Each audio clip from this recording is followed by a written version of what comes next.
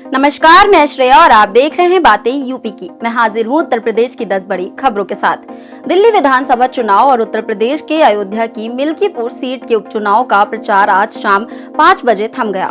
चुनाव प्रचार के अंतिम दिन दिल्ली में बीजेपी और आम आदमी पार्टी ने पूरी ताकत झोंकी। वहीं मिल्कीपुर में बीजेपी के प्रदेश अध्यक्ष भूपेंद्र चौधरी ने प्रचार किया। सपा प्रमुख अखिलेश यादव ने पार्टी उम्मीदवार अजीत प्रसाद के समर्थन में जनसभा की। मिल्कीपुर में 5 फरवरी को मतदान होगा और मतगणना 8 फरवरी को होगी। इस सीट पर 10 उम्मीदवार चुनावी मैदान में हैं, लेकिन मुख्य मुकाबला बीजेपी और सपा के बीच माना जा रहा है। आज वसंत पंचमी के अवसर पर महाकुंभ का तीसरा और अंतिम अमृत स्नान हुआ। संगम में साधु संत, श्रद्धालु और किन्नर अखाड़े के लोग हर्षोल्लास के साथ स्नान करने पहुंचे। 30 से ज्यादा देशों के लोग भी इस धार्मिक अवसर का गवाह बनने के लिए संगम पहुंचे। हेलीकॉप्टर से फूलों की वर्षा भी कराई गई। प्रयागराज जंक्शन से 10 किलोमीटर तक श्रद्धालुओं की भीड़ थी। 13 जनवरी से अब तक 34.97 करोड़ से ज्यादा लोग महाकुंभ में डुबकी लगा चुके हैं। स्नान के बाद भीड़ को देखते हुए मेला क्षेत्र के रास्तों को वन वे किया गया। अब बढ़ते हैं अगली खबर की ओर। यूपी सरकार लखनऊ, कानपुर, आगरा, गाजियाबाद और मेरठ जैसे प्रमुख शहरों में बड़ी आवासीय योजनाएं लाने जा रही है। इन योजनाओं के लिए विकास प्राधिकरणों को भूमि अधिग्रहण के प्रस्ताव तैयार करने होंगे। सरकार ने विकास प्राधिकरणों को जमीन खरीदने के लिए वित्तीय मदद देने का निर्णय लिया है।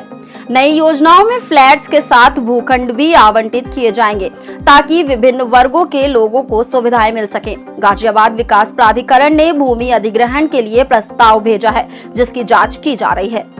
कानपुर के द स्पोर्ट्स हब में शनिवार को पिकल बॉल के खेल की औपचारिक शुरुआत पुलिस आयुक्त अखिल कुमार ने की। इस अवसर पर सुनील वालावालकर और शुभ्रांशु चरण सारंगी भी उपस्थित रहे। पुलिस ने इसे फिटनेस अनुशासन बढ़ाने का महत्वपूर्ण अवसर बताया। उन्होंने आगामी पिकल बॉल टूर्नामेंट के आयोजन की भी घोषणा की। इस कार्यक्रम में खेल प्रेमियों और युवा खिलाड़ियों ने पिकल बॉल के प्रति अपने उत्साह का प्रदर्शन किया। The sports hub pickle ball के लिए एक उत्कृष्ट प्रशिक्षण केंद्र बनेगा। इसी के साथ अब बढ़ते हैं अगली खबर की ओर। उत्तर प्रदेश के प्राथमिक विद्यालयों में छात्रों की अपार आईडी बनाने में शिक्षकों को तकनीकी समस्याओं का सामना करना पड़ रहा है। जन्म प्रमाण पत्र समय पर न मिलने, आधार कार्ड व विद्यालय रिकॉर्ड में विभिन्नता जैसी समस्याएं आईडी निर्माण में रुकावट डाल रही है।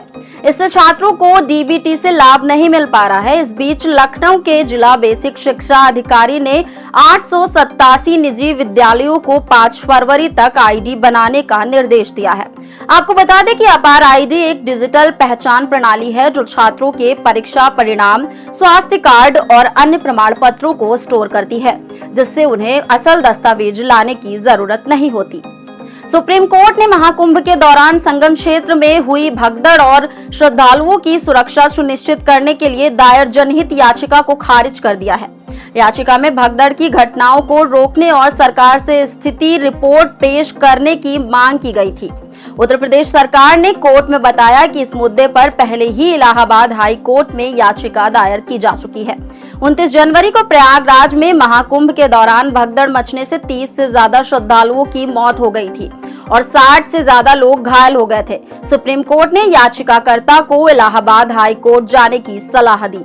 IIT BHU में 3 दिवसीय ई समिट और स्टार्टअप एक्सपो का समापन हुआ, जिसमें छात्रों के इनोवेशन को बढ़ावा देने के लिए कई कंपनियां सामने आई। इस इवेंट में 4000 से अधिक प्रतिभागियों ने हिस्सा लिया और 15 स्टार्टअप्स को निवेश और अन्य मदद मिली। पैनल चर्चा में आर्टिफिशियल इंटेलिजेंस और बिजनेस विकास के अवसरों पर बात की गई।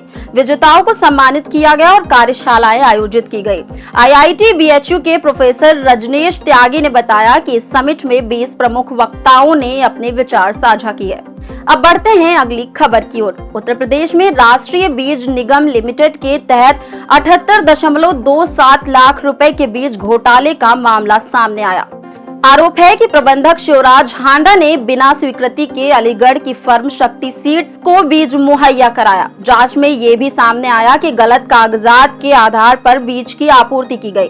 राष्ट्रीय बीज निगम लिमिटेड ने मामले की शिकायत करने के बाद पुलिस ने धोखाधड़ी और आपराधिक साजिश की धाराओं में केस दर्ज किया है। पुलिस विवेचना में साक्ष्य जुटाकर कार्रवाई करेगी। वाराणसी विकास प्राधिकरण ने 36 करोड़ रुपए से शहर में 7 महत्वपूर्ण विकास कार्यों की शुरुआत की है। इनमें 20 गांवों में मिनी हॉट्स के तहत 5-5 दुकानों का निर्माण, नीति नियादाई मंदिर से रिंग रोड तक जलजमाव का निस्तारण शामिल है। इसके अलावा ट्रैफिक पुलिस को संसाधन प्रदान कर यातायात व्यवस्था को सुगम बनाने, शिवपुर स्पोर्ट्स स्टेडियम का जीर्णोद्धार और चौराहों पर स्कल्पचर व फाउंटेन लगाने जैसे कार्य होंगे। इस पहल से शहर की सड़क, सीवर, लाइट और यातायात समस्याओं का समाधान होगा। अब चलते चलते एक नजर डाल लेते हैं उत्तर प्रदेश के मौसम की ओर। यूपी में 3 से 7 फरवरी तक मौसम में बदलाव के आसार है, जिसमें पश्चिमी उत्तर प्रदेश के कुछ जिलों में हल्की बारिश हो सकती है। 20 शहरों में घना कोहरा छाया हुआ है, जिससे विजिबिलिटी 50 मीटर तक पहुंच गई है। सोमवार से पश्चिमी विक्षोभ सक्रिय होगा, जिसके चलते बारिश का दौर चलेगा। 3 फरवरी यानी आज यूपी के कई जिलों में बारिश और कोहरे की स्थिति रही। कृषि वैज्ञानिक के अनुसार गेहूं की फसल को उच्च तापमान से बचाने के लिए हल्की सिंचाई की सलाह दी गई। तो ये थी दिन भर की 10 बड़ी खबरें। ऐसी ही खबरों को देखने के लिए देखते रहें और करते रहें बातें यूपी की। धन्यवाद।